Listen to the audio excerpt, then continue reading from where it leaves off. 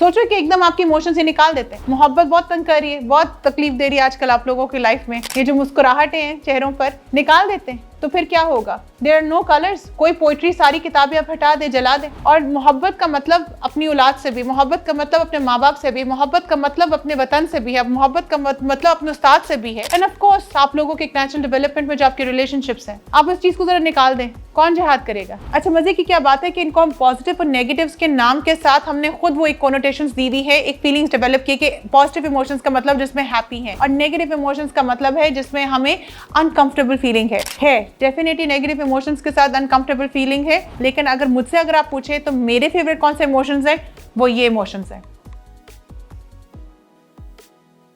आज का जो टॉपिक है इमोशनल इंटेलिजेंस के ऊपर है।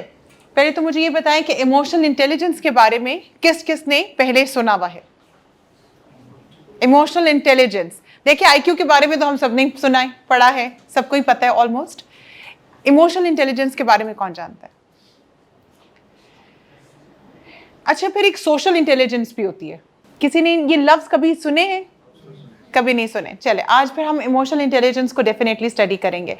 आप लोगों के क्या ख्याल है कि इमोशनल इंटेलिजेंस नाम से क्या है? देखो, एक इंटेलिजेंस होती है, आईक्यू लेवल होता है, हम सारे जानते हैं, तो वो हम सभी जानते हैं कि आईक्यू लेवल का मतलब होता है अबव एवरेज आईक्यू, मतलब उसकी मैथमेटिक्स बड़ी ज़बरदस्त होगी, पढ़ाई में बहुत ज़बरदस्त होगी, उसकी एनालिटिकल एबिलिटीज़ बड़ी ज़बरदस्त होगी, उसकी समझ बूझ और रीजनिंग की जो चीज़ें होंगी बड़ी ज़बरदस्त होंगी। ऐसा तो आप लोगों को तो पता ही आईक्यू लेवल के बारे में। और हम अक्सर औक़ात कभी किसी को कुछ बुरा भला भी कहना होता तो हम कहते थे इसका तो आईक्यू लेवल ही कम है। सो ये आप बेसिकली इंटेलिजेंस की बात करें, चले वो बात तो बिल्कुल ठीक हो गई।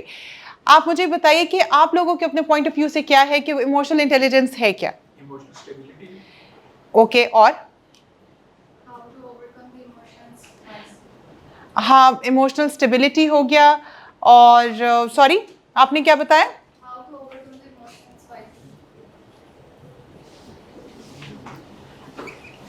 अच्छा, यानी कि आप कंट्रोल की बात कर रहे हो, how to overcome certain emotions, ठीक है।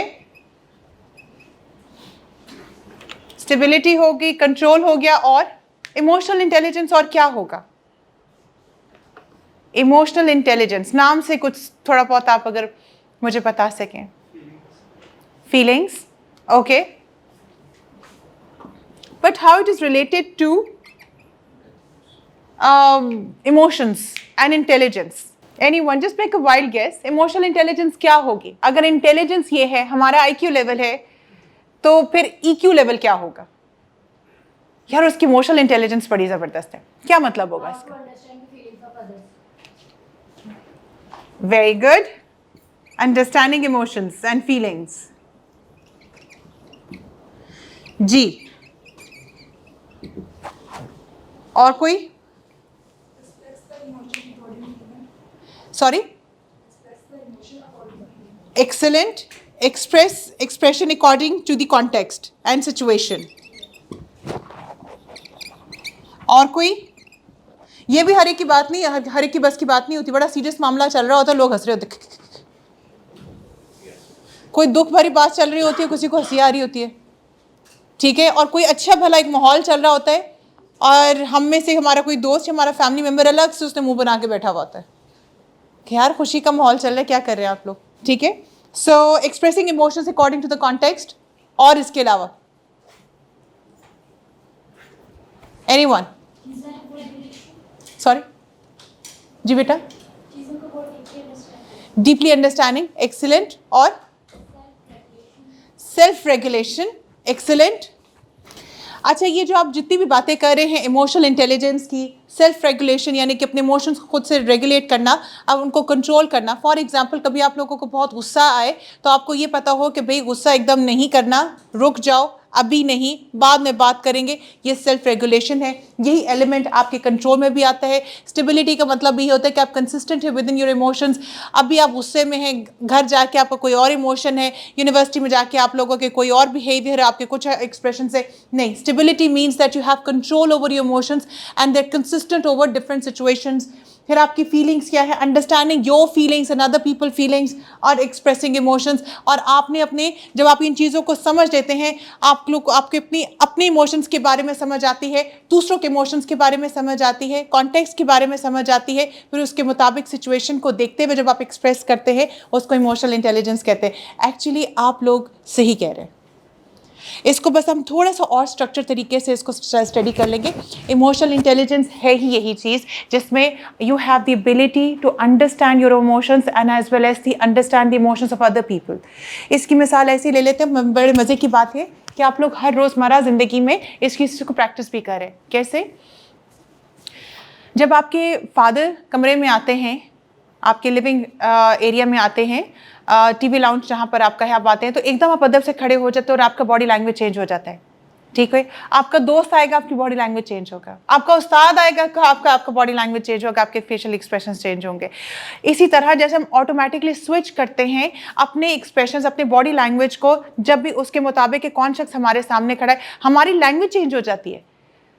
दोस्त होगा तो हमारी लैंग्वेज और होगी, और यार बताओ क्या हाल है। फादर वालिद साहब होंगे, सर अस्सलाम वालेकुम, आपका बिल्कुल ही डिफरेंट टोन हो जाती है। इसी तरह हमारे emotions according to the context, जब हम उसको एडजस्ट कर रहे होते हैं, उनको कंट्रोल कर रहे होते हैं और उनको फ्लेक्सिबिलिटी के साथ अंडरस्टैंड करते हुए मैनेज कर रहे होते हैं, यही इमोशनल इंटेलिजेंस है।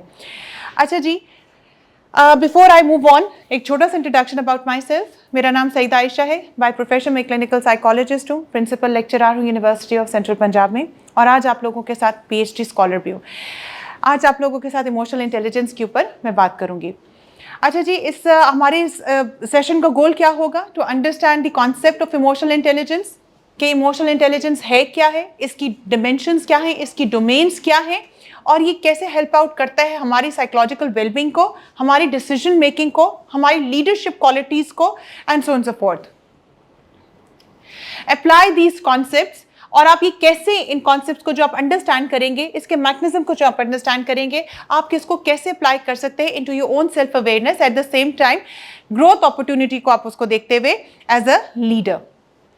सो एम ऑफ द वर्कशॉप, हम ये डिस्कस करेंगे आप और मैं मिलके, यानी कि मुझे ऐसा लगता है कि सुबह सुबह मैं यहाँ पे खड़े होकर आप लोगों को लेक्चर नहीं दूंगी। मुझे दिल करेगा कि आप लोगों की तरफ से फीडबैक आए, आप लोग मुझे सिखाएं, हम सारे मिलकर एक दूसरे को समझ सके कि किस तरह के इमोशंस जो हमें ट्रिगर करते हैं। So recognizing the way you behave, react to other, आप लोगों को कैसे रिएक्ट करते हैं, और जर्नली आपका क्या आउटलुक है, क्या समझबूझ है आपकी जिंदगी के बारे में, that you are experiencing stress. अच्छा, अब आप ये देखिए कि जब आप अपनी ज़िंदगी में, आपके जो इमोशंस हैं, आपके जो रिएक्शंस हैं, वो डिफरेंट होंगे when you are experiencing stress as compare to when you are not experiencing stress. अपना बिहेवियर कभी किसी से कहीं का रिकॉर्ड करें, आपके कोई फेशियल एक्सप्रेशंस, आपका बॉडी लैंग्वेज को रिकॉर्ड करें जब आप लोगों के एग्जाम्स के स्ट्रेस चल रहा होता है। देखिए आप इंटायरली डिफरेंट होंगे, आपकी बात करने का लहजा, आप लोगों के, आपके रिएक्शंस बिल्कुल डिफरेंट होंगे एज कंपेयर टू कि जब आपके बिल्कुल कोई स्ट्रेस नहीं है, कोई एग्जाम का स्ट्रेस नहीं, बिल्कुल सब कुछ सही जा रहा है, आपके रिएक्शंस देखूंगी मैं। दोस्त, आपके एग्जाम्स में आपका स्ट्रेस चल रहा है, परसों पेपर है आपका, केमिस्ट्री का पेपर है, मैथमेटिक्स का पेपर है, जिसका भी, और आपका दोस्त कहता है यार मेरी बात सुनो, मुझे मेरी लाइफ में ना ये मुसीबत कहेगा, आपने कहना यार अभी नहीं, यार अभी मैं, आप तो फोन ही नहीं उठाओगे, बल्कि आपने तो फोन ही नहीं उठाना, कहना बाद में देखेंगे, अभी तो एक्सप्रेशन रिएक्शन देना तो बहुत दूर की बात। फिर आप देखना कि जब आपका स्ट्रेस नहीं होगा, फौरन फोन उठाओगे और कहोगे यार बात, प्रॉब्लम बाद में बताना, मैं तुम्हारी तरफ पहुंचता हूं, तुम चाय बनाओ, बैठ के बात करेंगे। सो आप लोगों के reactions are different when you are under stress and when you are not, आपके जो स्ट्रेस सर्कमस्टांसेस हैं वो स्ट्रेस फ्री हैं। Becoming aware of the circumstances, हम अक्सर औकात कहते हैं यार मुझे समझ ही नहीं आती मुझे गुस्सा क्यों आ गया, मुझे नहीं समझ आती कि मैंने ऐसे रिएक्ट क्यों कर दिया, मुझे नहीं समझ आती कि मैंने उसको क्यों इतना बुरा भला कह दिया। अक्सर औकात ये लोग हमसे आके बात करते हैं यार मुझे एकदम हो गया, मुझे कंट्रोल ही नहीं हुआ। वो पता है क्यों कंट्रोल नहीं हुआ? Lack of self awareness of the things जो आपको ट्रिगर करती हैं। आपको खुद भी नहीं पता आपको क्या चीजें ट्रिगर करी। So that is very important to become aware of the circumstances जो आपके इमोशनल ट्रिगर्स का बायस बनती है। हमें अक्सर कभी ये चीजें समझ नहीं आती, और अगर हमें ऐसा लगता है कि हाँ हमसे कोई झूठ बोल रहा है या हमसे कोई इस तरह की ना मुनासिब बात करता है तो हम ट्रिगर हो जाते हैं। आपने उसको इतनी इजाज़त दी कि उसने आपका रिमोट कंट्रोल, आपके इमोशंस का रिमोट कंट्रोल किसी के हाथ में। अगले बंदे को भी समझ आता है मैं ये बात करूंगी ना, देखो कैसे कैसे इंसान जो है ना नाचता है। ठीक है, so you need to identify those triggers and control them, identify the most and least effective ways. फिर हम ये खुद ही थोड़ा सा नजर डालेंगे अपने पास्ट में कि जब भी हमारी लाइफ में बड़े क्रिटिकल चैलेंजिंग सिचुएशंस आए, मोमेंट्स आए, सिचुएशंस आए, हमने उसको कैसे रिएक्ट किया और कौन से रिएक्शंस हेल्पफुल थे और कौन से रिएक्शंस मजीद प्रॉब्लम्स क्रिएट करती। तो जब तक हम अपनी डायरी को पीछे से पढ़ के नहीं देखेंगे, हम आगे के लिए तैयारी नहीं कर सकते। Learn from your experiences and reactions so that you can modify them rather than control them. Control नहीं करना सिचुएशंस। हम चाहते हैं जिंदगी में, एक हमारा बड़ा इंपॉर्टेंट एलिमेंट होता है कि हम सारों चीज़ों को कंट्रोल करना चाहते हैं। कंट्रोल नहीं हो सकती सिचुएशंस, जिससे आनी वो आएगा। आप इंसानों को कंट्रोल नहीं कर सकते। अलबत्ता एक चीज़ आप ज़रूर कर सकते हैं, अपने रिएक्शंस को मॉडिफाई कर सकते हैं। लोगों के रिएक्शंस, लोग कैसे बात करते हैं, आधी जिंदगी तो आप लोगों ने इसी चीज़ पे गुजार देनी है कि लोग आपके बारे में क्या कहते हैं, दूसरों के बारे में क्या कहते हैं। आप लोग कोई गॉसिप्स में, यार उसने ऐसे बात की, उसने यूं बात की, उसने ये कहा फला। नहीं, हम एक्चुअली ये सारी बातें इसलिए करते हैं, इतना वक्त ये इसलिए लगाते हैं कि हम लोगों को कंट्रोल करना चाहते हैं और हमारी एक्सपेक्टेशन है। अगर इतना ही वक्त आप इस डिस्कशन पे लगा दें कि मेरा क्या रिएक्शन था, मेरे सोचने का, इंटरप्रिटेशन का क्या तरीका था, तो शायद सिचुएशन और जो आपकी एक अपने रिएक्शंस हैं वो बहुत बेहतर हो जाए। सो स्टडिंग इमोशंस। इमोशंस हैं क्या? What are emotions? Actually they are very spontaneous. अच्छा, आप तो इमोशंस के साथ पैदा होते हैं। 1 मिनट के लिए जरा सोचें, अगर आपकी लाइफ में इमोशंस ही ना होते, कैसा फील करते हैं? कोई दुख का इमोशन ना होता, मोहब्बत का इमोशन ना होता, खुशी का इमोशन ना होता, सरप्राइज का इमोशन ना होता। सरप्राइज का इमोशन ना होता तो कोई किसी को सरप्राइज ही ना देता।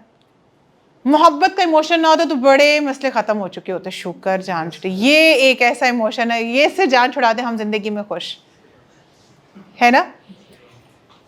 हेट्रेड, नफरत का इमोशन निकाल दें तो फिर हमारे साथ अगर कोई बुरा करेगा तो फिर तो वो करता ही जाएगा। निकाल देते ना, मतलब हेट्रेड का इमोशन ही नहीं है।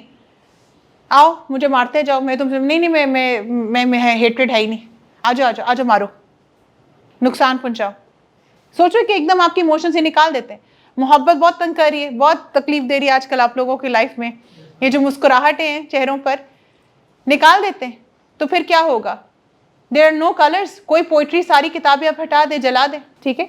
और मोहब्बत का मतलब अपनी औलाद से भी, मोहब्बत का मतलब अपने माँ बाप से भी, मोहब्बत का मतलब अपने वतन से भी है, मोहब्बत का मतलब अपने उस्ताद से भी है, एंड ऑफ कोर्स आप लोगों के एक नेचुरल डेवलपमेंट में जो आपके रिलेशनशिप्स हैं। आप इस चीज़ को ज़रा निकाल दें। कौन जिहाद करेगा? कौन रिलीजन को फॉलो करेगा? कोई भी नहीं। कोई रिस्पेक्ट कैसे करेगा? कोई प्रोटेक्ट कैसे करेगा? आप अपने बहन भाई माँ बाप को प्रोटेक्ट इसलिए क्योंकि आपको मोहब्बत है। आप चाहते हो कि आप उनको प्रोटेक्ट करें। मोहब्बत नहीं होगी तो आप क्यों करेंगे? सो मोहब्बत का निकाल देते हैं। और कौन से इमोशंस है जो आपको तंग करते हैं? गुस्से का इमोशन, बहुत गुस्सा आता है, इसको भी निकाल देते हैं। तो जिहाद कैसे करेंगे? प्रोटेक्ट कैसे करेंगे? अच्छा, और कौन से इमोशंस हैं? सैडनेस का, सैडनेस को निकाल देते हैं। दुखी होना, जॉब नहीं मिली, कोई रिलेशनशिप खत्म हो गया, हम खुश हैं बहुत मजा आ रहा है, ये बहुत बहुत मजेदार है। जब तक आप वो फील नहीं करेंगे तो आप आगे नहीं बढ़ेंगे जिंदगी में। याद रखें, कुछ बड़ा करना चाहते हैं तो जिंदगी में एक झटके की जरूरत होती है। सो सैडनेस हेल्प्स दैट इमोशन। जी, इसके अलावा और कौन से इमोशंस है? एक्साइटमेंट है जी, सॉरी डार्क, डर का, फियर का। अगर आप डरेंगे नहीं तो आप तो सर्वाइवल ही आपका खत्म।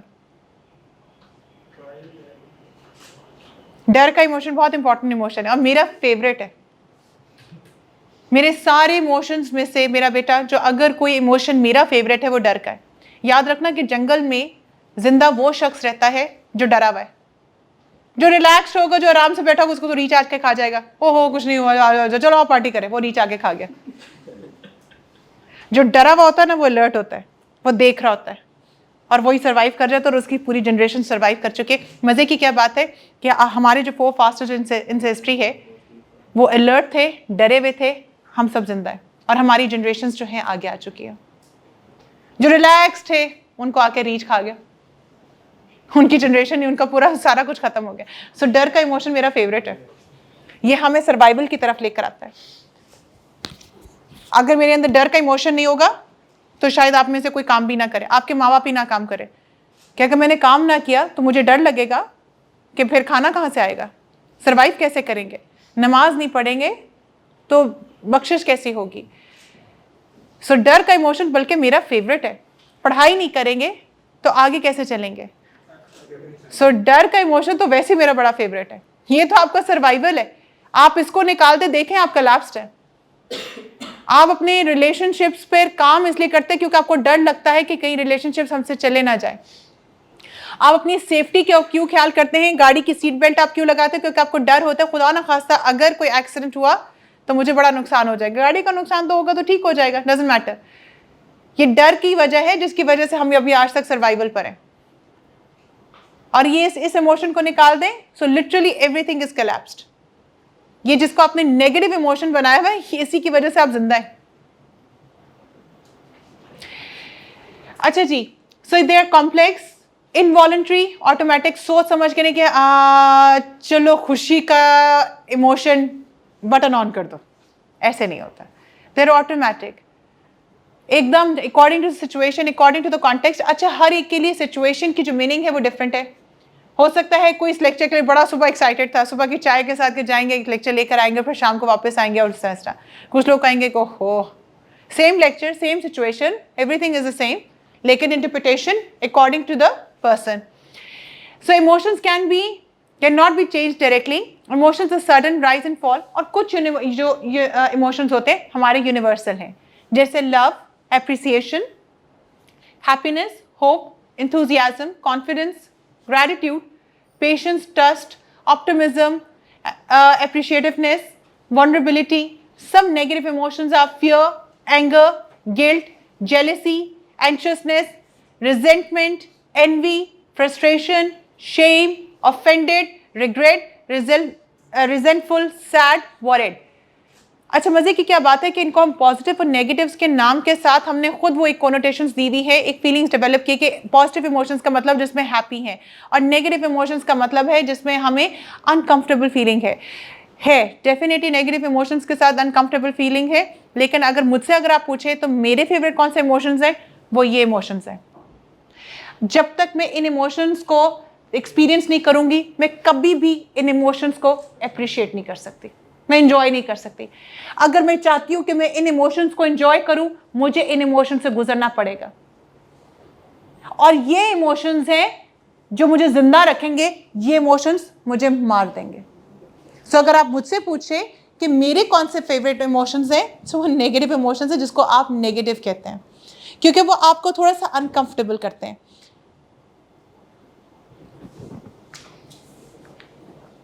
Emotion consist of subjective feelings. As I said, क्या आपकी सब्जेक्टिविटी इसमें बहुत सारी है, जैसे कि एक सिचुएशन, आपकी उसकी इंटरप्रिटेशन डिफरेंट, आपके दोस्त की इंटरप्रिटेशन डिफरेंट। फॉर एग्जाम्पल, किसी का कोई जॉब, आपके दो दोस्त आप गए, जॉब आप लोगों को नहीं मिली, सो एक कहेगा कि पता नहीं, लाइफ तो बहुत ही ख़राब चल रही है, मुझे तो कोई पसंद ही नहीं करता, मेरी तो ज़िंदगी ही बिल्कुल अब it's coming to an end, self worth आपकी सबसे ज़्यादा डाउन होती है। और दूसरा कहते हैं कुछ नहीं हुआ, दोबारा ट्राई कर लेंगे, अभी 1 महीने के बाद दोबारा जॉब्स ओपनिंग होंगे कहीं और कंपनी में भी। So same event but interpretations are different.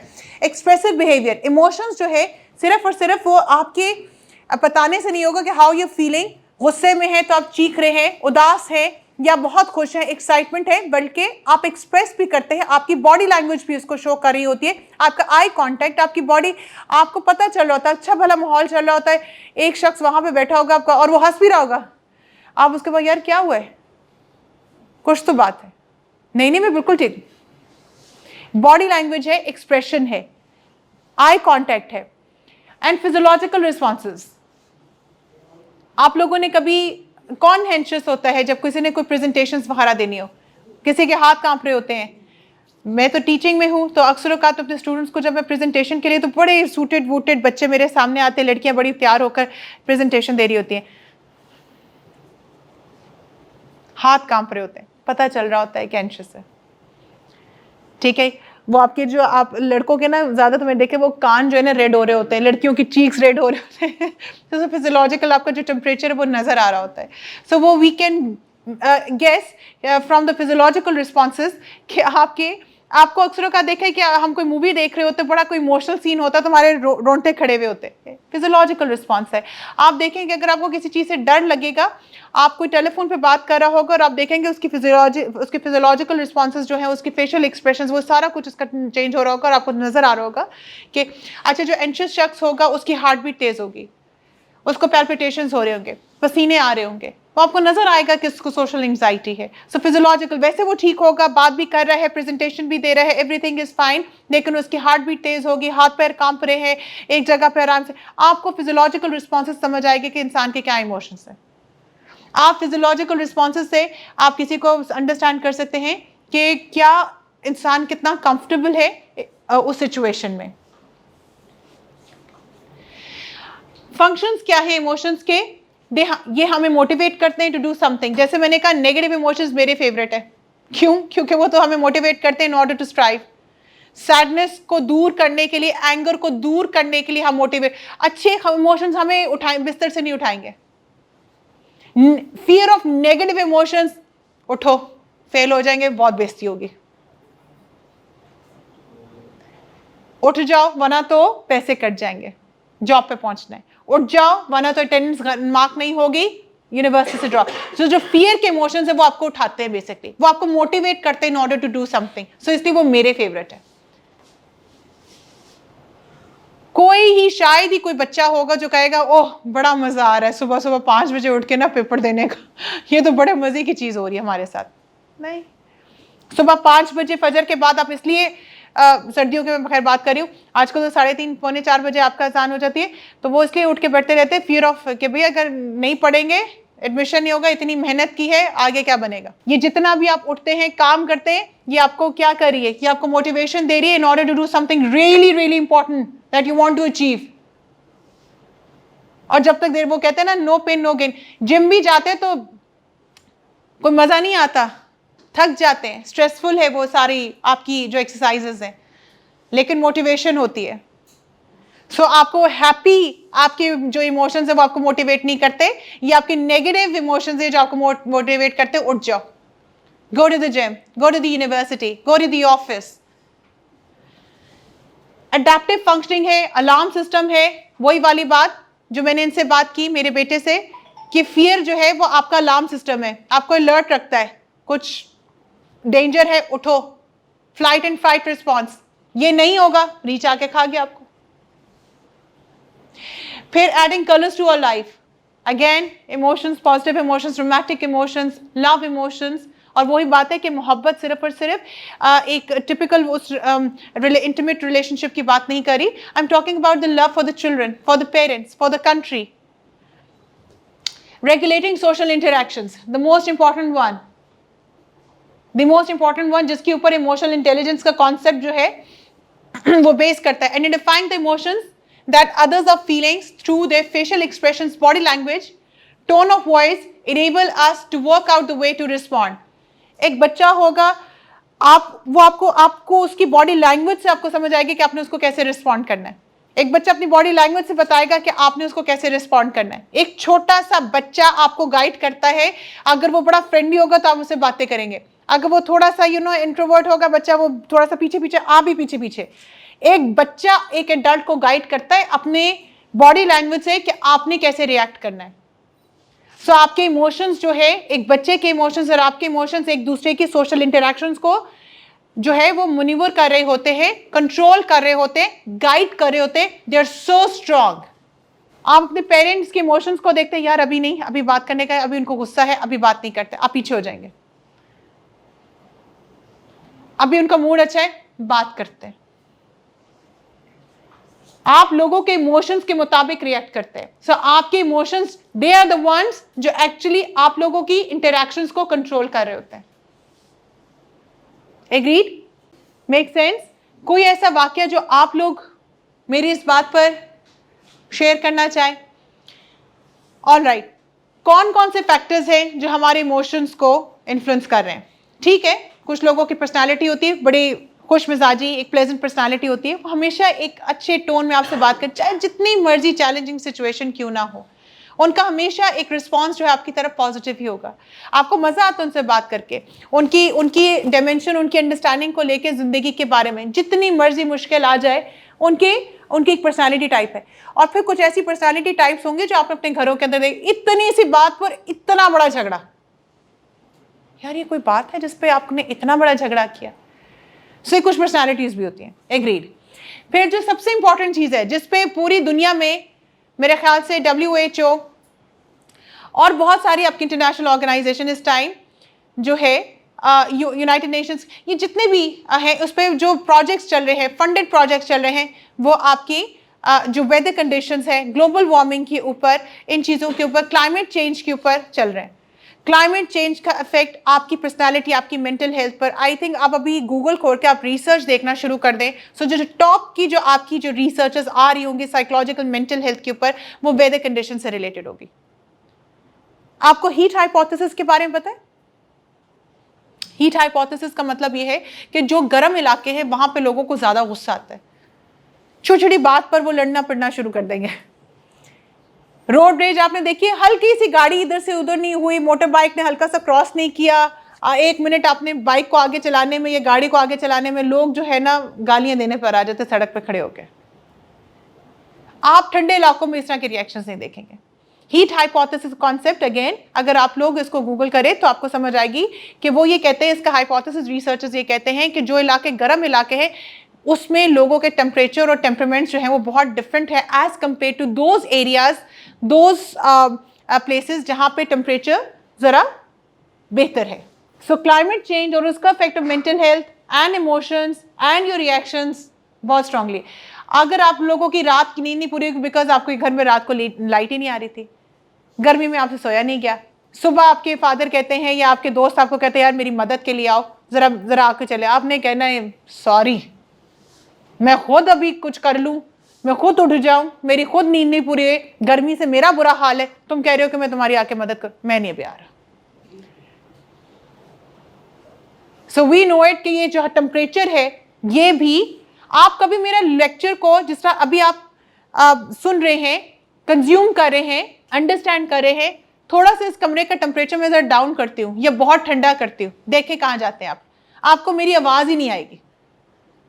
आप इधर उधर एक दूसरे को देख रहे होंगे कि यार किस तरह एक लेक्चर कब खत्म हो, या बाहर चले जाते हैं या किसी को कहते हैं AC ऑन करें, क्या है हमें तो, आप देखें तो से how it starts to you know आपके अंदर से वो किस तरह के इमोशंस को वो ट्रिगर करता है, आपके रिएक्शंस को किस तरह ट्रिगर करता है।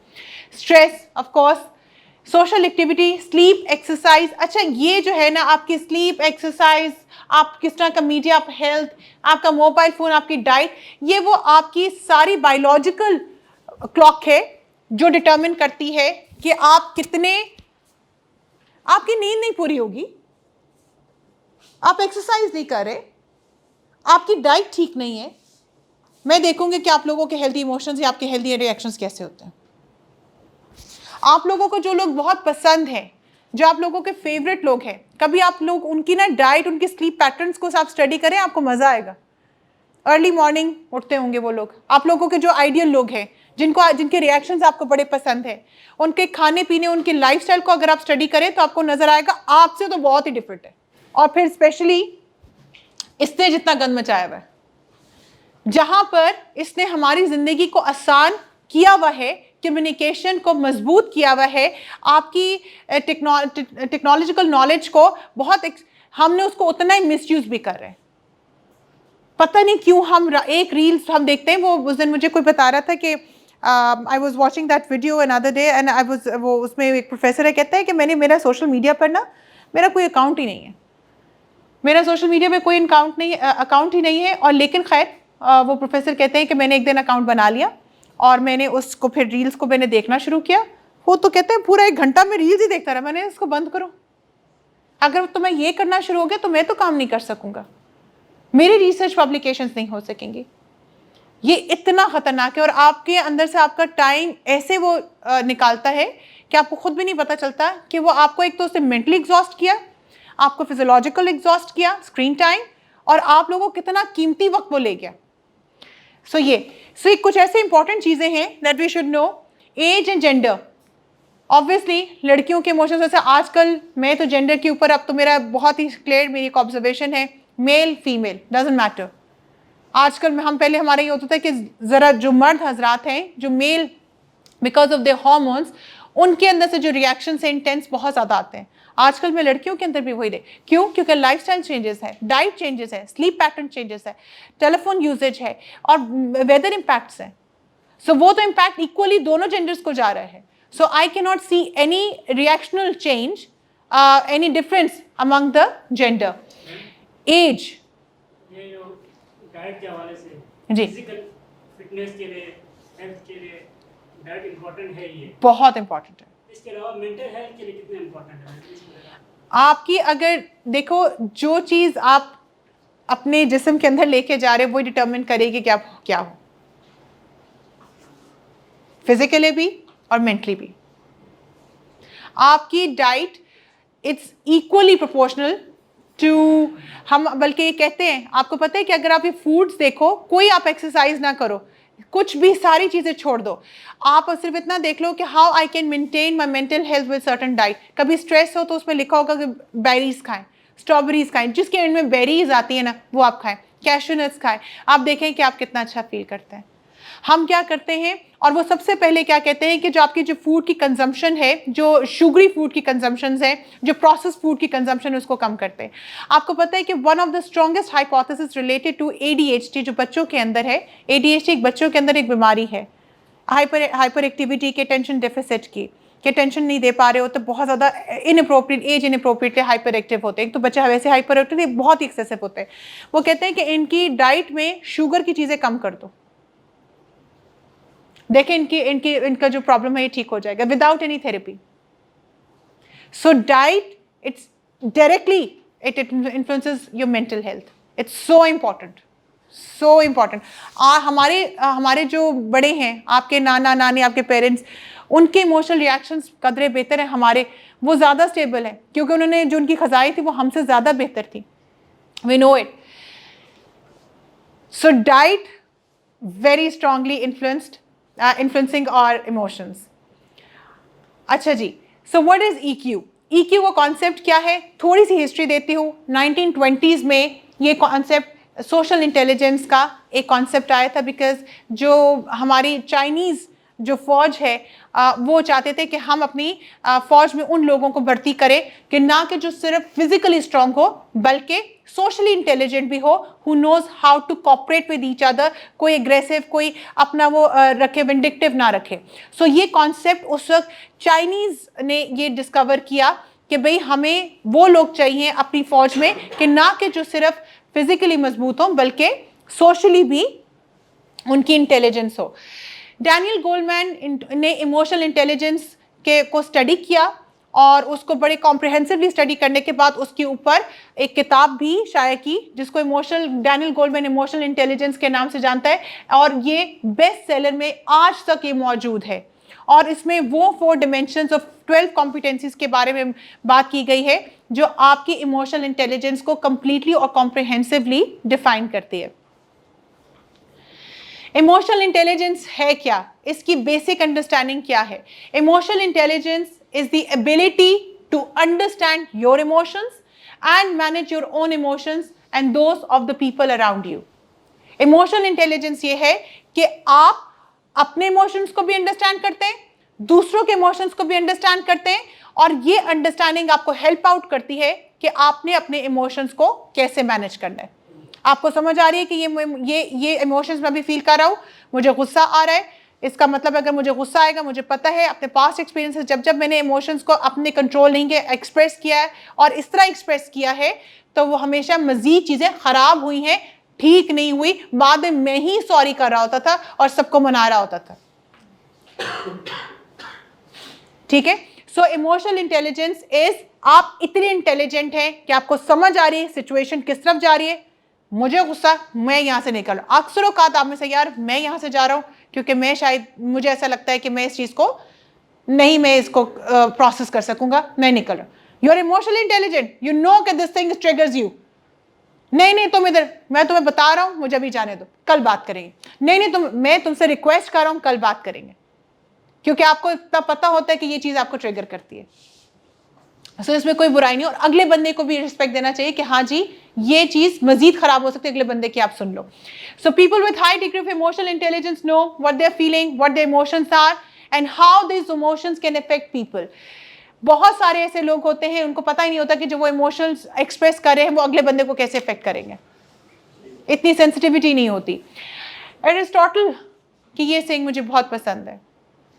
ये मुझे लगता है कि अगर आप लोगों को समझ आ जाए इस कोट की, तो ज़िंदगी आप लोगों को ना इमोशनल इंटेलिजेंस को शायद इससे ज़्यादा शायद पढ़ने की ज़रूरत भी ना हो। एनीबडी कैन बी एंग्री, हम सब गुस्से में आ सकते हैं, कोई मुश्किल बात नहीं है, इसमें कोई प्रॉब्लम नहीं है। हम सबको गुस्सा आता है और हम इमोशंस को है, आपको अपनी मुलाजिम पे गुस्सा आता है, अपने दोस्तों पे गुस्सा आता है, अपने बहन भाइयों पर आता है, अपने रिश्तेदारों पर आता है, ये हम सब जानते हैं और हम एक्सप्रेस भी कर लेते हैं, बहुत आसान है। हम में से कोई भी गुस्सा करे, बहुत आसान।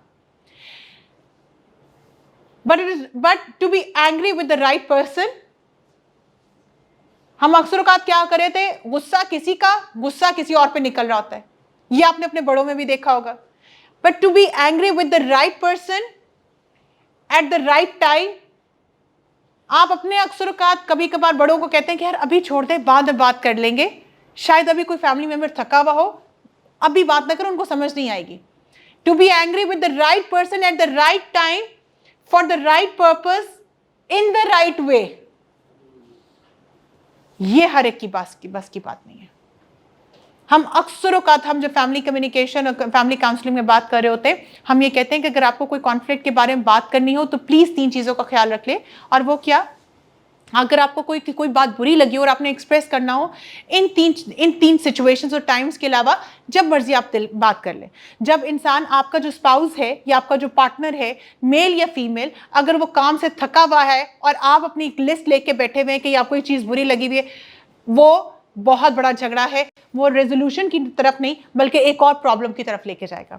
आप ट्रैवल कर रहे हैं, प्लीज बात मत करें। और तीसरा, जब आप लोग मतलब अगर अगले बंदे को नींद आई, एक बच्चे को नींद आई हुई हो और आप उसको डांटे, बेटा ये तुमने क्या किया, उसको कुछ समझ नहीं आएगी। सो कुछ सिचुएशंस पे आपने बात नहीं करनी, बाकी you can choose the time. So in the right purpose, in the right way, that is not in everybody's power. हम अक्सर औकात एक छोटी सी बात को इतना बड़ा हमने हंगामा उसके ऊपर मचाया होता है। इन the right way, with the right person, at the right time, ये हर एक की बस की बात नहीं होती। और यही इमोशनल इंटेलिजेंट लोग वो होते हैं कि अगर उन्हें अपनी कोई बात करनी होती है, उनको पता होता है कि मुझे अगर मेरी बैड फीलिंग्स है वो इस शख्स के लिए, मैं किसी और पर डिस्प्लेस नहीं करूंगा।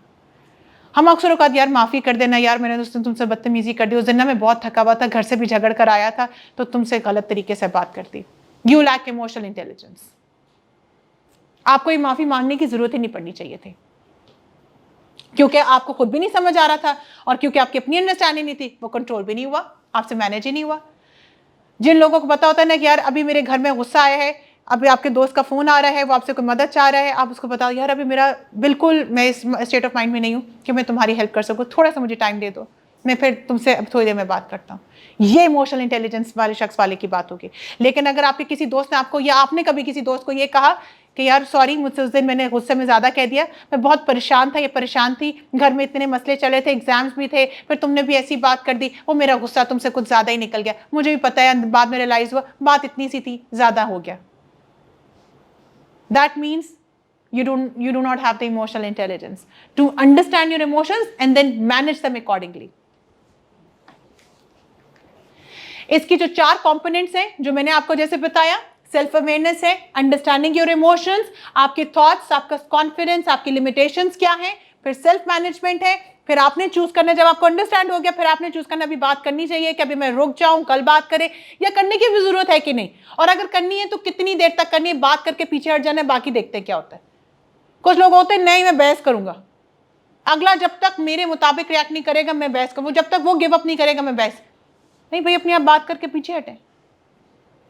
सो आपकी self awareness, self management, social awareness, people what they are thinking. जैसे मैंने आपको कहा कि आपको एकदम समझ आ जाती है कि जब आपके कमरे में आप अपने फादर की या मदर की इमोशनल रिएक्शंस को देखते हुए आप रिस्पॉन्स करते हैं, यार अभी अब्बा का मूड ठीक नहीं है, बाद में बात करेंगे, अभी अम्मी की जो है ना मूड अच्छा है, अभी कह देते उनसे रिक्वेस्ट कर लेते, हो सकता है पैसे मिल जाए। सो आप इमोशनल रिएक्शंस, सो सोशल अवेयरनेस, रिलेशनशिप मैनेजमेंट। अक्सर औकात आपकी मदर्स ने आपको, यार अभी मत बात करना अब्बा का, उनका मूड खराब है, वो नहीं बात सुनेंगे। आपको नहीं समझ आ रही होती, आपकी मदर को समझ आ रही होती है, यार तुमने क्यों बात की, तुम्हें नजर नहीं आ रहा वो आजकल इतने परेशान है, और फिर तुमने उसको ये बात कर दी। So social awareness and then reacting accordingly. So ये आपकी पर्सनल कॉम्पिटेंसीज में आता है सोशल अवेयरनेस, सोशल मैनेजमेंट, और ये आपकी सोशल कॉम्पिटेंसी में आता है सोशल अवेयरनेस, रिलेशनशिप मैनेजमेंट। सो याद रखिए कि आपकी पर्सनैलिटी का अकॉर्डिंग टू द रिसर्च, कोई भी सक्सेसफुल, अगर आपने कोई मॉडल देखना है, IQ आपका ये है, बाकी आपका EQ is the portion that nobody can see it, and that is basically the determining power that helps you succeed in any field in your life. आपकी रिसर्च क्या कहती है? आपकी रिसर्च कहती है 80-20% का रूल। वो कहती है कि 80% of your success is determined by your emotional intelligence and only 20% is determined by your intelligence, जो आप लोगों की अपनी कॉग्निटिव इंटेलिजेंस है, जो आपकी डिग्री है। दो लोग एक ही डिग्री के हार्वर्ड से दोनों पढ़कर आए हैं, एक बहुत ही सक्सेसफुल लीडर है और एक नॉर्मल सा एम्प्लॉय है। क्यों? डिग्री तो सेम थी, इंटेलिजेंस भी सेम था, लेकिन अगले बंदे की जो capacity to regulate their emotions, to connect with people, वो ज़्यादा थी। लोगों ने उसको ज़्यादा वोट करके, यार ये बंदा हमसे बड़ा अच्छे तरीके से बात करता है। आप लोग अभी किसी डॉक्टर के पास गए हो, आपको पता चलो यार वो बाहर से पढ़कर आया, ज़बरदस्त डॉक्टर है, वो आता है, जी हाँ जी अपने प्रॉब्लम बताएं, सिम्टम्स बताएं, अच्छा ये दवाइयाँ ले जाएं, आप घर जाएं। बहुत बड़ा डॉक्टर है, कमाल डॉक्टर, दवाइयाँ भी असर करने बेहतरीन है, लेकिन वो बस आपसे टू द पॉइंट बात करता है और आप कहते हैं नेक्स्ट नेक्स्ट नेक्स्ट पेशेंट। आप कहोगे यार ये उससे कोई बात ही नहीं की, मुझसे पूछा ही नहीं मैं कैसा फील कर रहा था, कर रही थी। एक बंदा जो किसी भी गाँव में डॉक्टर है, अच्छा आप बताएं आपको कैसा फील हो रहा था, फिर आप बताएं आपने क्या किया, फिर किस तरह आप मेडिकेशंस लेते रहे, आपने कैसे कोप अप किया, आपको फिर उसके बाद मुताबिक आपको वो दवाइयाँ देगा। यकीन मानिए आप उस डॉक्टर को जो बहुत हाईली क्वालिफाइड है उसको छोड़ के आप उसके पास जाएंगे जो आपसे पूरी डिटेल और आपकी बात सुन रहा था। आप कभी भी उस इंसान के पास नहीं जाएंगे। सो 80-20% का जो रूल है वो ये कहता है कि आपकी जो 80% of your success in your personal life and in your professional life is determined by emotional intelligence, not your cognitive intelligence. So, an individual's success rate at work depends on his or her EQ and IQ in the ratio of 80-20. Up to 90% of the differences between outstanding and average leaders is linked to your emotional intelligence. Emotional intelligence is twice as important as IQ in technical expertise and 4 times as important in overall success. Relationship determines who owns the future, not the degree. Degree तो आप सबके पास आएगी, लेकिन आप लोगों के relationship management, अपने इमोशनल मैनेजमेंट, ये डिटरमिन करेंगे फ्यूचर किसका है। Successful organisation hire based on EI competencies. आपको पता है ना कि आप लोगों को जितनी भी मल्टीनेशनल कंपनीज हैं, आप लोगों की सिविल सर्विसेज है, सिविल सर्विसेज का पता है, आर्मी में जो इंडक्शन है, सबने देख लिया कि हाँ जी फिजिकली आप फिट है, कमाल हो गया, पढ़ाई आप लोगों ने कर ली, कमाल हो गया, एग्जाम आप लोगों ने पास कर लिए, वेरी गुड। फिर आप लोगों के आपका साइकोलॉजिकल आप लोगों की जो हो रही होती है एवेल्युएशन होती है, और साइकोलॉजिकल एवेल्युएशन में मेरा बेटा वो आपका IQ तो नहीं चेक कर रहे होते। IQ आप लोगों का ठीक है, इसीलिए आप लोगों ने मैट्रिक दिया, इंटरमीडिएट दिया, फिर आप लोगों ने CSS के एग्जाम्स दिए, PMS के एग्जाम्स दिए, कॉम्पिटेटिव। IQ कम होता तो यहाँ तक ही ना पहुँच सकते, तो वो आपको IQ तो चेक ही नहीं करे, वो आपको क्या चेक करें, वो आपका EQ चेक करें, और तो कुछ नहीं चेक करे।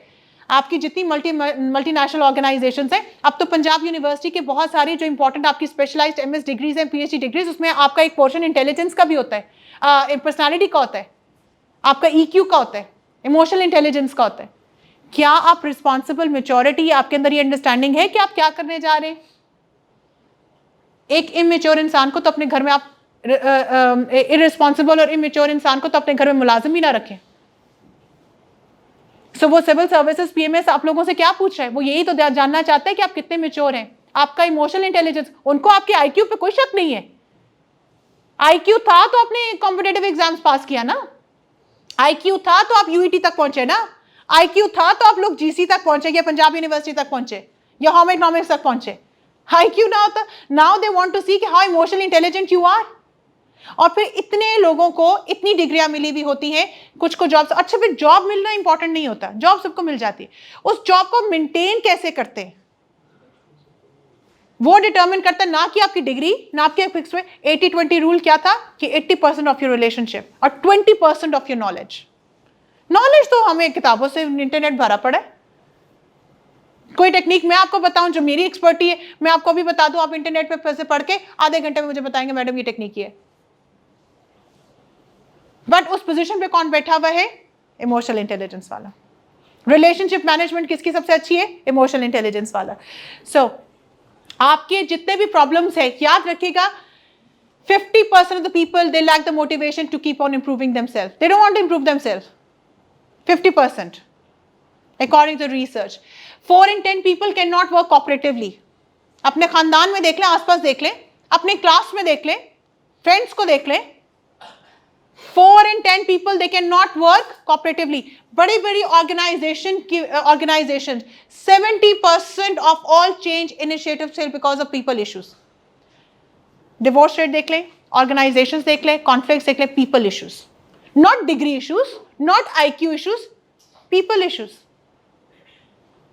आपकी कोई भी अनसक्सेसफुल अगर रिलेशनशिप रहा, ऑर्गेनाइजेशन कोई चेंज इनिशिएटिव था, कोई प्रोजेक्ट था, वो क्यों फेल हुआ?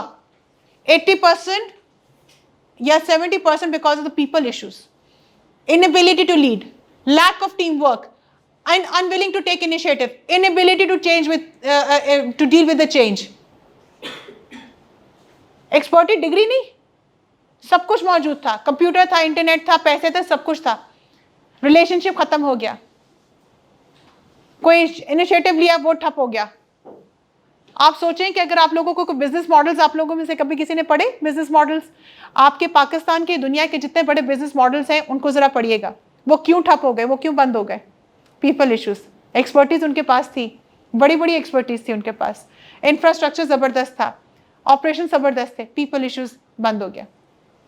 सो इमोशनल इंटेलिजेंस की क्या इंपॉर्टेंस है? Increase leadership ability, increase team performances, improve decision making, decreased occupational stress, reduce staff turnover, increased personal wellbeing. अच्छा जी, why emotional intelligence is important for students at university? हम university में इस वक्त हमारे लिए क्यों सबसे इंपॉर्टेंट है? ऑब्वियसली अच्छे ग्रेड्स के लिए मेंटल हेल्थ का होना, अच्छे ग्रेड उसी वक्त आएंगे जब आप लोगों की मेंटल हेल्थ ठीक होगी। स्ट्रेस में, ओवर स्ट्रेस में होंगे, so definitely it's not going to help you. But the most important things, they are linked. If you people with high emotional intelligence, they experience low anxiousness and depression. उनको पता होता है कि बस इतना ठीक है, एंशियसनेस है, वो पहले से अपने आप को तैयार रखते हैं कि यार एग्जाम्स के 2 दिन पहले मेरा इतनी एंग्जाइटी हो गई कि जो अगर आता भी होगा तो मैंने भूल जाना है, वो पहले से तैयारी करना शुरू कर देते हैं। ये जो डिलूजन में होता है ना, एक रात पहले करेंगे, वो फेल भी होते हैं और फिर उनकी शक्ल भी देखने वाली होती है। They are more likely to be social, active and involved, more likely to be good in shape, and the most important, उनका रिलेशनशिप अपने दोस्तों के साथ, अपने प्रोफेसर्स के साथ बेहतरीन होता है। प्रोफेसर उनको ना चूज करते हैं, टीचर्स उनको चूज करते हैं कि यार ये उनको पता होता है कि अपने प्रोफेसर से उनके मुताबिक, उनकी तबीयत के मुताबिक कौन सी बात करनी है, कब करनी है। They are the best ones, और इसलिए उनके प्रोफेसर्स के अपने फेवरेट भी होते हैं। और फिर आप जेलस हो, यार मैं वो उसको देखा, वो अपने ना चमचा बना हुआ है, चमची बनी हुई है। एक्चुअली वो आपसे इमोशनल इंटेलिजेंस में ज्यादा है। ये है उसका कोड जो आज मैंने आपको क्रैक करके दे दिए। They are more emotionally intelligent than you people, इसलिए वो अपने प्रोफेसर्स के ज्यादा फेवरेट है। उनको पता होता है अपने प्रोफेसर का दिल कैसे जीतना है, अपने दोस्तों को कैसे दिल जीतना है, टीम में कैसे काम करना है, स्मार्ट वर्क कैसे करना है। एक टीम वर्क चल रहा होता है, वो सारा वक्त एक आपका मेंबर जो है सारा वक्त प्रेजेंट तो होगा, बाद में सोचे यार उसने काम तो कुछ नहीं किया था लेकिन प्रेजेंट भी था। Smart work, emotionally intelligent people. अच्छा जी, मेरा आप लोगों से कुछ सवालात हैं। अगर मैं ये जानना चाहूँ कि क्या आप लोग इमोशनली इंटेलिजेंट हैं कि नहीं, सो मेरा आपसे पहला सवाल ये है, क्या आप क्यूरियस होते हैं लोगों के बारे में कि वो जैसा वो करते हैं वो क्यों करते हैं, and how they doing it? Sometimes यार ये ऐसी बातें कैसे कर सकता है, ये ऐसे से बिहेव कर लिया, यार इससे अचीव कैसे कर लिया, यार उससे कैसे बात बनवा ली, हमने भी बात की थी लेकिन हमसे तो नहीं हुआ। आर यू क्यूरियस अबाउट कि लोग कैसे बिहेव करते हैं और कैसे कर जाते हैं? छोटी छोटी बातों पर आप ऑफेंड होते हैं, बात होती ही नहीं है तो आपको गुस्सा आ जाता है, छोटी छोटी बातों पर ऑफेंड होते हैं, चाहे घर की रिलेटेड है, चाहे यार तुम कैसी बातें कर रही हो, चाहे फ्रेंड्स इस तरह की कोई बात कर रहा हो। Do you get easily offended? कोई क्रिटिसाइज करे तो आप उसको कंस्ट्रक्टिवली उसको ले रहे होते हैं, ऑन बोर्ड देते हैं, कि बल्कि ब्लेमिंग करें, यार ये तो खुद ही इतना नेगेटिव है, इससे मैं कुछ एक्सपेक्ट ही नहीं अच्छा कर सकता। आप blaming others rather than taking the responsibility, आप दूसरों पर उंगली उठाना शुरू कर देते हैं। क्या आप ग्रजेस को दिल में रखते हैं कि इजीली फॉरगिव करते हैं कि अच्छा यार जाने दो? ग्रजेस को रखते हैं दिल में कि इजीली फॉरगिव करते हैं? नहीं जी, इतनी इजीली फॉरगिव नहीं करते आप लोग। आप कहते हैं कि अच्छा, कहते हैं अच्छा यहाँ से कहते हैं अच्छा छोड़ो मिट्टी पाओ, लेकिन ज़्यादातर हम ग्रजेस कहीं ना कहीं दिल में रखते हैं कि यार उसने फलां वक्त में इस तरह मुझसे बात की थी, इस तरह कहा था और ऐसे बात की थी और सबके सामने की थी और इस टोन में बात की थी। हम अपने दिल में वो ग्रजेस रखते हैं। क्या आप जल्दी कोई भी सिचुएशन, यार सॉरी यार अब जाने दो ना, आगे चलते हैं, क्या आप जल्दी अपोलोजाइज करते हैं? आप करते हैं? आप में से कितने लोग हैं जो जल्दी अपोलोजाइज, बात होती नहीं अपोलोजाइज, फॉरन apologize? Sometimes. You know when to disconnect and how to do so. क्या आपको पता है कि कब डिस्कनेक्ट करना होता है, किस कॉन्वर्सेशन से कब बाहर निकलना होता है? Do you know? नहीं पता? कोई दुख भरी आपको दास्तान लेके आपके पास आ जाए तो आप do you have the ears to listen? Very nice. अच्छा जी, जल्दी जज करते हैं कि ये ओपन माइंडेड है कि क्लोज माइंडेड है? अच्छा, ये अपने बारे में ऐसे सोचते हैं, कोई दो चार चीज़ें मैंने बात नहीं करनी तो आप लोगों ने कहना है हम सब, हमसे ज़्यादा क्लोज माइंडेड कोई शख्स नहीं है। Anyways, do you know how to deal with difficult और toxic people? Do you know, आप में से कितने लोगों को पता है कि कैसे डिफिकल्ट टॉक्सिक लोगों से डील करना होता है? कुछ आप लोग तो भाग जाते हो, नहीं यार मैंने नहीं उधर जाना, यार वो तो है ही फजूल, ये मैंने उन रिश्तेदारों के घर ही नहीं जाना, मैंने उनसे बात ही नहीं करनी। कुछ लोग होते हैं देखी जाएगी मैं बात करती हूँ, क्या हो जाएगा? हाँ जी, कौन ऐसे कर सकता है? How to deal with toxic people, how to deal with toxic people, 1 2 3 4 5 6 सारी चीज़ों को ऊपर छोड़ दे। People who know how to deal with difficult people, they are highly emotionally intelligent people. Relationships बच जाते हैं, जॉब्स बच जाती हैं, और बल्कि बड़े टॉक्सिक बॉसेस को वो ओवरकम भी कर चुके होते हैं और बल्कि उनकी सीट पे बैठे होते हैं।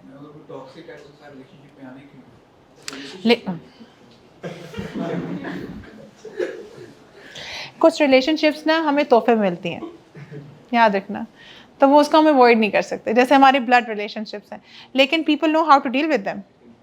आपको पता है मेरे, क्योंकि मैं साइकोलॉजिकल काउंसलिंग वगैरह कर रही होती हूँ, तो एक खातून थी, अच्छा वो मुझे क्यों बात याद रह गई, ऑफ ऑल द थिंग्स वो मुझे क्यों बात याद रह गई, क्योंकि एक सेशन के बाद दूसरा सेशन करना था, और मज़े की बात है कि वो कुछ उस दिन एक्सीडेंट मतलब कोइंसिडेंटली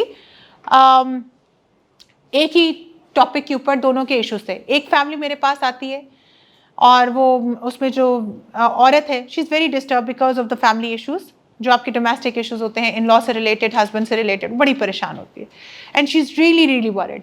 और वो मुझे सारी चीज़ें डिस्कस करती है कि इस तरह के रिएक्शंस आते हैं, मैं फिर उदास हो जाती हूँ, मुझे डर लगता है, फिर मैं मुझसे काम नहीं होता, और ये वो अपने इमोशंस के बारे में डिस्कस करी और मैंने उसको काउंसलिंग दी। फिर जब वो सेशन कंप्लीट हुआ तो नेक्स्ट सेशन में मेरे पास एक खातून आती है और वो अपनी कुछ चीज़ों के बारे में डिस्कस करती है, लेकिन उसकी जो पॉइंट ऑफ डिस्कशन था वो उसके बच्चों से रिलेटेड था, कि बच्चों की बिहेवियर्स, और उसको चाह रही थी कि एकेडमिक उनकी परफॉर्मेंसेस। तो जब मैंने उसकी हिस्ट्री ली तो पता चला उसकी 2 सासें हैं। तो कहते हैं हाँ, मैंने कहा तो वो आपस से, नहीं वो आपस में ही खुद ही, और फिर अगर मुझे कुछ कहते तो मुझे कोई फ़र्क नहीं पड़ता। You get it? एक उससे पहले मैंने सेशन क्या लिया कि वो छोटी छोटी बातों को लेकर वो अपने दिल को लेके बैठी हुई थी और वो इमोशनली फिजिकली वो डाउन थी, और दूसरी की 2 सासें थी। मैंने कहा शायद ये वजह होगी इसकी। नहीं, परेशानी कुछ और थी।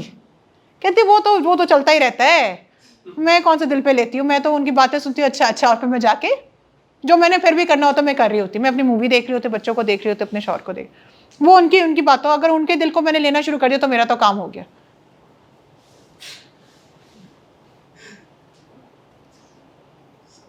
सो वो चीज़ मुझे याद रह गई, यार वाकई बात पर्सपेक्टिव की है।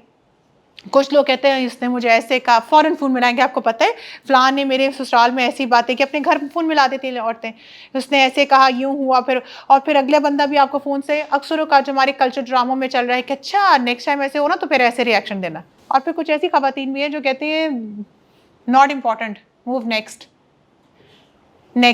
सक्सेसफुल लोग, स्पेशली द फीमेल्स, मैं आप लोगों से मुखातिब हूँ क्योंकि मैं आप लोगों की एज से गुजर चुकी हूँ और I know how it feels. अगर ज़िंदगी में कभी सक्सेसफुल रहना है ना तो अपने इर्द गिर्द एक शील्ड बनानी है। डू नॉट गेट बॉदर्ड कौन आपके बारे में क्या कहता है, आगे चलो, अपने गोल को फोकस करो। गोल फोकस आपका बहुत इंपॉर्टेंट है। लोग आपके बारे में क्या कहते हैं इनसे डिस्ट्रैक्ट नहीं होना, एनर्जी उधर ज़ाया नहीं करनी। फोकस, क्या चीज़ इंपॉर्टेंट है उस तरफ मूव करते रहो और बाकी चीज़ों को साइड बाई साइड करते रहो। Trust me, emotional intelligent people they are like this. जो आपके जो ग्रेट लीडर्स हैं, कभी आप उनसे बात करो तो सबसे ज़्यादा मुश्किलें उनको आई होंगी। वो आपको बताएंगे कि हम यहाँ तक अगर पहुँचे तो ऐसे नहीं पहुँचे, हमें बहुत सारे इस तरह के चैलेंजेस आए, लोगों की तरफ से चैलेंजेस आए, लेकिन हमने उनको कोई फोकस नहीं दिया, कोई एनर्जी नहीं, कोई गॉसिप भी नहीं गए। मेरे पास एक दफ़ा मेरे पास इस तरह का वाक़या भी आया कि जिसमें मुझे पता चला मेरे एक स्टूडेंट की तरफ से, मैं अपने स्टूडेंट्स, मैंने कहा आपके स्टूडेंट, मैंने देखा क्लासरूम में क्या हुआ, मैंने अपने स्टूडेंट को बुलाया और मैंने कहा मैंने देखा क्लासरूम में क्या हुआ था, व्हाट हैपेंड, वो आपके साथ उन्होंने इस तरह बात की। कहती मैडम मुझे कोई फ़र्क नहीं पड़ता, आप मुझे काम बताएं कि नेक्स्ट असाइनमेंट किस चीज़ के बारे में। स्मार्ट, शी डजंट बॉदर, उसको कोई बॉदर नहीं था कि किसने क्या बात की, क्या हो रहा है। So she was more focused on the goal कि मैंने अपनी लाइफ में यहाँ पे क्यों आई हूँ, मैंने अपनी एजुकेशन कंप्लीट करनी है, फिर मैंने घर जाना है, फिर मैंने अपनी रिस्पॉन्सिबिलिटीज़ देखनी है, फिर अपनी पढ़ाई भी करनी है। लोग आए तो चीज़ें चलती रहती है, नॉट बॉदर्ड। और अभी आपकी लाइफ में छोटी छोटी बातें होती नहीं तो आप लोग समोसे पेप्सी लेके बैठ के ना पूरा 2 घंटे लगा देते हैं डिस्कस करने में, जिसका नतीजा सिफर। Don't sugar-coated the truth and shy away from the tough conversation. आप में से कुछ होता है यार मुश्किल कन्वर्सेशन है, मैंने नहीं बात करनी, रहने देते हैं और आप वहां से निकल जाते हैं। इमोशनल इंटेलिजेंट लोग जो होते हैं वो बात करते हैं, वो अपनी कम्युनिकेट करते हैं अपनी नीड्स को, बड़े असर्टिवली बात करते हैं। असर्टिव मीन्स होता है कि विन विन सिचुएशन, बदतमीजी नहीं होती, कि आप अगले बंदे के पॉइंट को भी रिस्पेक्ट करते हैं और एट द सेम टाइम अपनी बात भी कन्वे करते हैं। सो इमोशनल इंटेलिजेंट लोग वो अवॉइड नहीं करेंगे बल्कि बात करेंगे। अच्छा जी, फिर लैक ऑफ इमोशनल इंटेलिजेंस में बहुत ही स्ट्रॉन्ग किस्म की कुछ पैटर्न्स नजर आते हैं आपके थिंकिंग में। जैसे आपका ऑल एंड नन थिंकिंग है, always doing the things in a black and white, या तो मैं बेहतरीन हूँ या तो मैं टोटल फेलियर हूँ, अगर मेरे मार्क्स अच्छे ना आए या मुझे जॉब वो प्लान ना मिली। फोकसिंग ऑन नेगेटिव्स, हमेशा हर सिचुएशन में सिर्फ नेगेटिव पे फोकस करना, जो अच्छी चीज़ें थी उसको डिस्काउंट पे लगा देना। सो ये भी यार, ये भी तो अच्छा हुआ, ये भी तो अच्छी चीज़ हुई, ये भी तो लर्निंग हुई, लेकिन नहीं, आपने फोकस किया, सबने अच्छे, आपको आपकी प्रेजेंटेशन एक आपकी हो रही थी, सबने आपकी तारीफ की, फलां बंदे ने आपको कहा कि ये बस एवरी थी, आपने सारा दिन रात एक उसकी, यार फलां ने ना मेरा दिन ही खराब कर दिया क्योंकि उसने मुझे ये कमेंट दिया। भाई बाकी जो 80% लोगों ने आपको अच्छे कमेंट्स दिए वो। So focusing on negative, less emotional intelligent, they are more focusing on negatives. Self labeling, मैं तो हुई ही बुरा, मैं तो हुई नालायक, मैं तो हुई कम अकल, मुझसे तो होता ही नहीं है, मैं तो नहीं कर सकता। लेस इमोशनल इंटेलिजेंस, अपने साथ वो इस तरह की कॉन्वर्सेशन रखते हैं। कैटास्ट्रोफाइजिंग, लेस इमोशनल इंटेलिजेंस, हमेशा कैटास्ट्रोफाइज करेंगे, वर्स्ट पॉसिबल आउटकम। यार मुझे पता है सुबह कुछ हो जाना है, मुझे पता है मुझसे प्रेजेंटेशन नहीं होने, यार मुझे पता है मैंने कोई गलत हरकत कर देनी है, वहाँ कुछ ना कुछ बुरा हो जाएगा, देखना मेरा लैपटॉप नहीं चलना, मेरा फोन, हमेशा वर्स्ट थिंकिंग उनकी होगी। सो ये कॉमन पैटर्न, थिंकिंग पैटर्न्स हैं जो जिनके अंदर लैक ऑफ इमोशनल इंटेलिजेंस होता है। फिर they avoid the conflict, negative internal dialogue है, ब्लेमिंग अदर्स, अपनी रिस्पॉन्सिबिलिटीज नहीं लेंगे पूरी सिचुएशन में। यार मैं ही रुक जाता, मैं ही निकल जाता, नहीं यार उसने नहीं देखा उसने क्या किया, आपने नहीं देखा कि वो क्या कर रहा था। अपनी आप रिस्पॉन्सिबिलिटी लेने के लिए तैयार नहीं है। एंड कंफर्मिटी प्रेशर्स, आपके जितने भी ड्रग रिहेबिलिटेशन में जो आपके पेशेंट्स हैं, 90% पीयर प्रेशर्स की वजह से। किसी ने खुद जाके नशा स्टार्ट नहीं किया था, दोस्तों के पीयर प्रेशर्स में आके उन्होंने 90%, किसी भी रिहेबिलिटेशन सेंटर में चले जाए। लेस इमोशनल इंटेलिजेंट नो कि उनकी बाउंड्रीज क्या है, उनके इमोशंस क्या है, how to convert, I don't want to do it, और फिर वो नशे के आदी है और वो अभी रिहैबिलिटेशन सेंटर्स में है। सो प्रेशर्स, मेनी साइकोलॉजिकल जितने भी आपकी प्रॉब्लम्स है वो सारे इमोशनल इन नेचर है। जितने भी people do not know how to control their emotions, anger issues है, डिप्रेसिव इश्यूज है, एंग्जाइटी है, आपके थिंकिंग पैटर्न्स उसके पीछे, और उसके पीछे इमोशंस, आपकी फीलिंग्स है। जितने भी आपके साइकोलॉजिकल प्रॉब्लम्स हैं इनको आप कंट्रोल करें, देखें एवरीथिंग इज जस्ट फाइन। अच्छा जी, so how to raise your emotional intelligence, कुछ बहुत क्विक टिप्स एंड ट्रिक्स आप लोगों के साथ शेयर करूंगी, एंड देन यू आप इनको अपनी लाइफ में अगर इनको प्रैक्टिस करें दैट्स मोर देन सफिशिएंट। पहली चीज है, number 1, notice your feelings. You need to practice, आपको प्रैक्टिस करना पड़ेगा noticing how you feel and how you act in different situations. आप डिफरेंट सिचुएशंस में कैसा फील करते हैं और कैसा एक्ट करते हैं, and it's okay. Sometimes classroom हर एक को पसंद नहीं, बट आपको फिर भी जाना है। वर्क एरिया हर एक को पसंद नहीं, लेकिन फिर भी आपको काम करना है, फिलहाल के लिए आपको उस एक्सरसाइज से गुजरना है, so for. Second is, you need to predict your emotions. You need to start predicting your emotions in a way कि how it makes you feel and accept them. कि ठीक है यार, उधर जाके थोड़ा सा अनकंफर्टेबल होगा, बट ठीक है, दैट्स ओके। लोगों अक्सर औकात, देखो आपकी फैमिली में भी अक्सर औकात में भी, मैं एक छोटी सी एग्जांपल ले लेती हूँ, मैं लड़कों से बात कर लेती हूँ, शायद आप लोगों को अपनी फैमिली मेंबर्स के साथ शॉपिंग में जाना ना अच्छा लगे, आप प्रिडिक्ट कर रहे होते हैं यार मैं बड़ा तंग होना है, लेकिन फिर भी आप करते हैं, and then you accept them, it's okay, it's part of the process. आप सबको पता है कि एग्जाम्स जब आएंगे, यू प्रिडिक्ट कि ये एग्जाम्स मेरे अंदर एक एंशियसनेस लेकर आएंगे, एक एंग्जाइटी का, but it's okay, it's part of the process and you accept them. जब आप उनको एक्सेप्ट करना शुरू करते हैं तो rather than control, ignore, suppress, वो और जोर से आते हैं। फिर उसके बाद तीसरा क्या है, keep a diary. Journal writing is something very important. आप ना true and back and fourth understand कर रहे हो तो कौन सी ऐसी सिचुएशंस हैं जो आपको ट्रिगर कर रही होती हैं, कौन सी ऐसी सिचुएशंस हैं जो आपके अंदर से कुछ इस तरह के इमोशंस एलिसिट कर रही होती हैं जो आपको प्रॉब्लमेटिक है। सो आपको अपनी समझ आना शुरू हो जाती है, आपको सिचुएशन ट्रिगर्स की समझ आना शुरू हो जाती है। डायरी कीपिंग इसलिए इतनी इंपॉर्टेंट है। Channel your emotions into creativity. बहुत गुस्सा है तो क्या करना चाहिए, वॉक पे चले जाए, म्यूजिक सुन ले, किसी से बात कर ले। चीखने से, बदतमीजी करने से, लॉन्ग मैसेजेस करने से, गालियां देने से बेहतर है कि आप अपनी इमोशंस को चैनल करें to more constructive and positive way. So when a burst of anger might helps you finish a big history of project and inspire. बहुत गुस्सा है ना, कंप्यूटर पे बैठ जाए, देखें आपका वो जो प्रोजेक्ट जो पड़ा बने इतने अरसे से, उसको कंप्लीट कर लेंगे आप। असाइनमेंट पड़ी हुई ना जो अभी आप 2 हफ्ते से नहीं कंप्लीट हो रही, लड़ाई हुई है, नेगेटिव इमोशंस है, बहुत गुस्सा आ रहा है, अभी उसको रहने दो, वो असाइनमेंट कर लो, देखना असाइनमेंट आपकी कंप्लीट हो जाएगी। गुस्से में आके ना सारा कंप्लीट हो जाएगा। जिम चले जाओ, 2 हफ्ते से अच्छी एक्सरसाइज नहीं हो रही, देखो जिम से आप उस दिन आपको। So always convert them into more constructive ways. See failures and opportunities, that's my favourite, because obviously ये आपके लिए एक लर्निंग opportunity होती है। You learn from the things that you must understand about your own limitations, about your strengths and difficulties.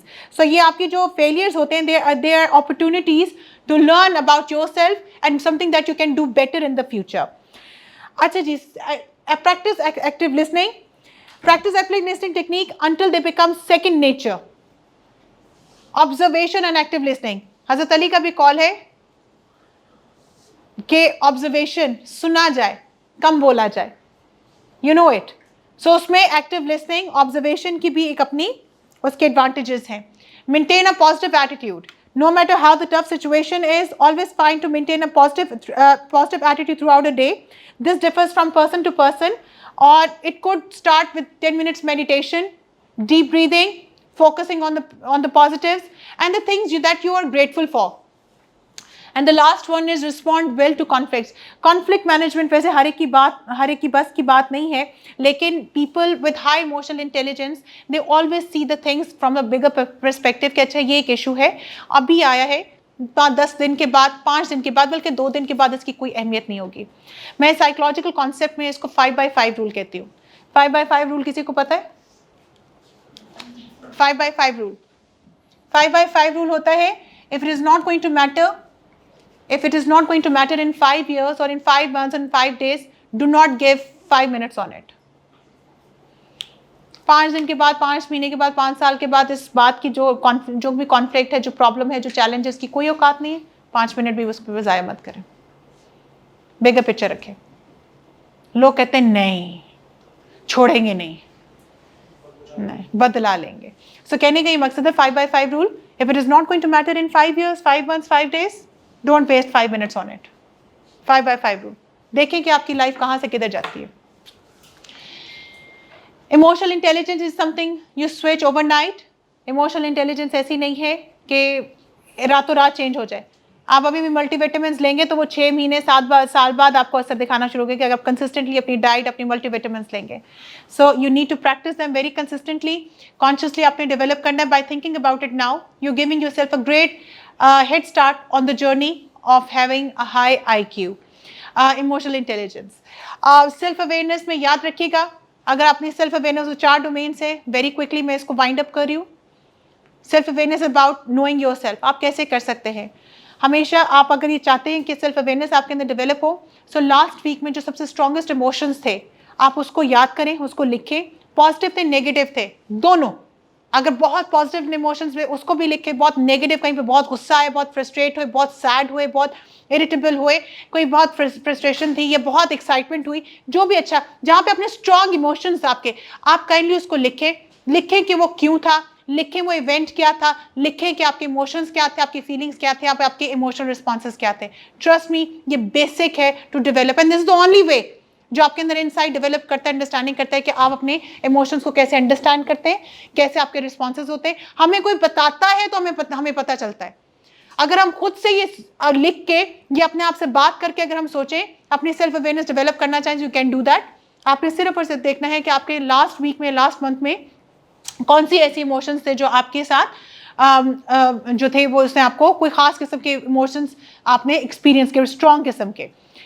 अच्छा जी, self management, जब आपके पास ये अवेयरनेस आ जाती है, then you can manage your emotions, और आप उनको प्रिडिक्ट भी कर सकते हैं कि नेक्स्ट सिचुएशन, सिमिलर सिचुएशन में भी यही आपके इमोशंस होंगे, यही ट्रिगर होंगे, यही आपके एक्सप्रेशंस होंगे। आपको समझ आ जाती है नेक्स्ट टाइम आपने ये करना है कि नहीं करना, इसमें सेल्फ मैनेजमेंट। लेकिन सेल्फ मैनेजमेंट उसी वक्त हो सकेगी जब आपकी सेल्फ अवेयरनेस होगी, जब आपको पता ही नहीं कि कौन से सिचुएशंस आपके अंदर किस तरह की ट्रिगर्स लेकर आते हैं, अच्छे बुरे। सेल्फ मैनेजमेंट आप कैसे करेंगे? So without awareness of self you can not move to the self management. So आपका प्री रिक्विजिट है। So you need to understand your triggers, क्या चीजें हैं जो आपको ट्रिगर करती हैं, गुड और बैड इमोशंस। ये चीज मुझे अच्छी लगती है, ये चीज मुझसे बर्दाश्त नहीं होती, एंड यू कम्युनिकेट देम। आपको कभी बार खुद भी नहीं पता होता, मजे की बात है वो लोग आपको बताते हैं। माँ बाप बताए थे कि मेरी बेटी को ये चीज अच्छी नहीं लगती, मेरे बेटे को पसंद है। आपके दोस्त आपके बारे में ज्यादा जानते हैं, अपने बारे में आपको कुछ नहीं पता। Becoming socially aware, social awareness सिर्फ एक चीज से ही आती है, और वो है एम्पैथी की वजह से। एम्पैथी क्या है? Empathy is putting yourself into another person shoe and understanding what they are feeling, that's empathy. ऐसे ही आप फिर उसकी प्रॉब्लम्स को अंडरस्टैंड करते हैं। और एम्पैथी कैसे आ सकती है? वो आपकी नंबर 1, जब तक आप खुद सेल्फ अवेयर नहीं होंगे, आप दूसरों को क्या समझेंगे। एम्पैथी क्वेश्चंस क्या होते हैं, ये आप लोगों के लिए है कि अगर आप चाहते हैं कि आप एम्पैथाइज करें और अगले बंदे को भी समझ आए कि आप उसके साथ एम्पैथाइज कर रहे हैं, सो कुछ इस तरह के आप सवालात उनसे कर सकते हैं जिनको अगले बंदे को फील होता है और आपको खुद भी फील होता है कि मेरे सवालात जो है अगले बंदे को कन्वे कर रहे हैं कि मैं उसके साथ एम्पैथाइज कर रहा हूँ। क्या आप मुझे कुछ और इसके बारे में बता सकते हैं? कोई भी आपसे कोई बात कर रहा हो, कहे अच्छा वाकई ज़रा मुझे बताना यार, मुझे डिटेल ज़रा शेयर करो। अच्छा मुझे नहीं पता था, मुझे और इसके बारे में बताओ। अगर एक आप अपने दोस्त से शेयर कर रहे हो, वो फ़ोन पे देख रहा है, एम्पैथी नहीं है। मे भी शायद आप सुन रहे हो लेकिन आपकी बॉडी लैंग्वेज आपकी कोई चीज़ ही नहीं है उसके साथ। सो एम्पैथी रिक्वायर्स कि आप कोई स्पेसिफिक किस्म की आप एक्सप्रेशन और अपने वर्ड्स भी आप शेयर करें। How do you feel about what other how do you feel about that, what are some of your concerns, let me see if I understand you correctly। या फिर तुमने मुझे यही समझ आई है, आप रीफ्रेज करते हो जो उसका प्रॉब्लम है। इन कुछ स्टेटमेंट से अगले बंदे को पता चलता है कि आप एम्पैथाइज कर रहे हो। सो expression is something very important. And relationship management, relationship management के लिए मैं आपको सिर्फ एक छोटी सी एक हेल्प आउट कर सकती हूँ कि कैसे आप रिलेशनशिप मैनेज कर सकते हैं।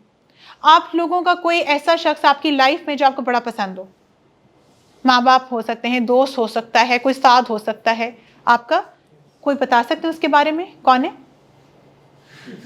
अच्छा चलो समझ तो मैं गई हूँ।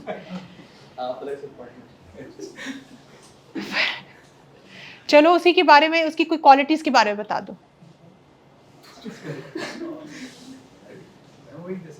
अच्छी है, आपको कोई मसला होता है आप शेयर करते हो, बात करते हो आपको सुनता है तो आपको कुछ लगता है आप लेने कभी गुस्सा हुए हो अपने दोस्त से या जिसके बारे में भी आप बात कर रहे हो, गुस्सा हुए, कैसे बचत हो गई? कुछ उसने माफ़ी मांग ली, कुछ आपने कह दिया, ऐसे ही था। मैनेजमेंट है। और फिर अपने इमोशंस को भी आप कंट्रोल कर रहे होते। एनीवन एल्स, आपकी फैमिली में कोई पेरेंट्स, कोई दोस्त, कोई एनीवन, आपका बड़ा, ही इज योर आइडियल, उसकी उनकी क्वालिटीज क्या थी? वो अंडरस्टैंड करता है, अगर कोई प्रॉब्लम है तो मैंने सुनते हैं। वो आपके लेवल पर आके आपसे बात करते, अपनी चीज़ों को साइड पे कर देते, and then he listens to you, और फिर आपकी पर्सनालिटी के मुताबिक टेलर्ड मेड एक सजेशन आपको दे रहे होते हैं। यही नहीं कि एक घिसा पिटा आपको भी वही दवाई दे रहे हैं, आपको भी वो आपके मुताबिक, आपकी सिचुएशन के मुताबिक, आपकी एज के मुताबिक, आपकी एजुकेशन के मुताबिक आपको एक प्रैक्टिकल सोल्यूशन देने की कोशिश कर रहे होते हैं। और वो जब भी कोई मसला आता है मैं उनसे डिस्कस करता तो वो उसका सॉल्यूशन प्रॉपर्ली देते हैं। ठीक है, ये है जो आपके आइडियल्स हैं, जिससे आपको ट्रीट कर रहे हैं, यही सोशल मैनेजमेंट है।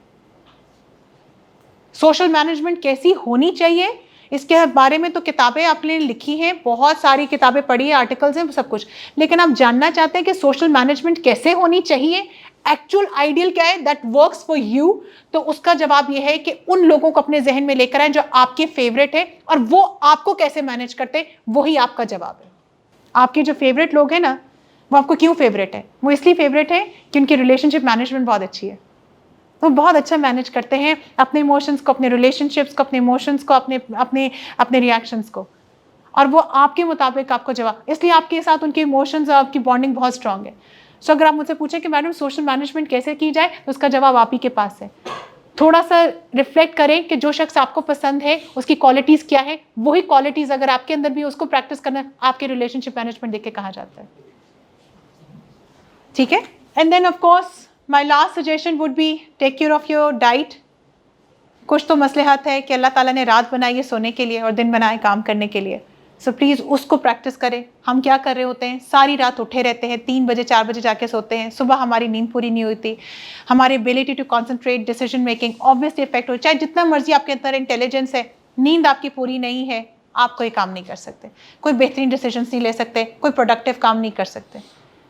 जिनकी नींद पूरी होती है वो भी एक वक्त के बाद एग्जॉस्ट कर जाते हैं। आप सोचें जिनकी नींद ही पूरी नहीं है, या जिनके डाइट या एक्सरसाइज कॉम्प्रोमाइज्ड है, तो सोचें उनकी डिसीजन मेकिंग कैसे होगी। एंड ऑफ कोर्स बहुत ज़रूरी है आपके सिगरेट, निकोटीन, चाय, कॉफ़ी, थोड़ा सा अगर हम उसको अवॉइड कर ले, एक बैलेंस तरीके से उसको यूज़ करें, तो I think that would be very helpful.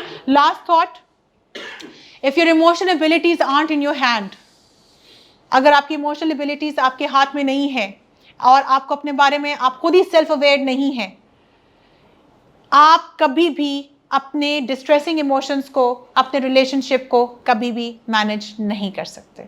और ये मेरा आपसे बात है, मुझे नहीं फ़र्क पड़ता है कि आप कहाँ हार्वर्ड से पढ़कर आए, आप कैम्ब्रिज से पढ़कर आए, आप यूईटी से पढ़कर आए हैं, आप होम इकोनॉमिक्स से पढ़कर आए हैं, आप पंजाब यूनिवर्सिटी से पढ़कर आए, आप गवर्नमेंट कॉलेज से, मुझे नहीं फ़र्क पड़ता। लेकिन आपके इमोशंस अगर आपके हाथ में नहीं है, आप खुद अपने रिलेशनशिप्स को मैनेज नहीं कर सकते, आप अपने बारे में सेल्फ अवेयर नहीं है, सो मैं आप लोगों को बता रही हूँ सक्सेस आपके पास नहीं आएगी। क्योंकि सक्सेस उन्हीं लोगों के पास रहेगी जो रिलेशनशिप को हैंडल करना जानते हैं। And have effective relationship, no matter how smart you are, you are not going so far, आप कहीं भी, you are not going anywhere far, success आपके पास नहीं आएगी। Thank you so much.